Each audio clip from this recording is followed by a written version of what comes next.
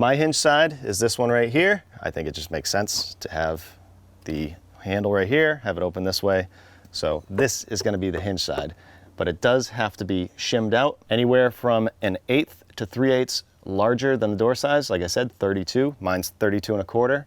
So I am going to use the shim that they provide along with the little double-sided tape.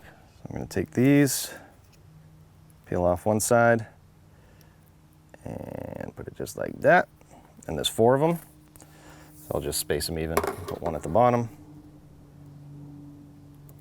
And we're going to be putting screws right through this, so that's really what's going to be holding it in place. This is just to hold it there temporarily. Then we can peel off the other part. That's sticky. Same thing with all of them. For whatever reason, this red piece is really stuck on there. So whatever trim you have, you're going to want this to go down to the bottom of the threshold and even with this trim on the outside. Like that.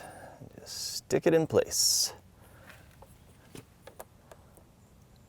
There's a gap at the top, and that's totally fine. One thing to keep in mind when you choose your door swing, if you want it to open on the same side that the doorknob is for the exterior door, there could be interference between this doorknob and the door handle for the storm door.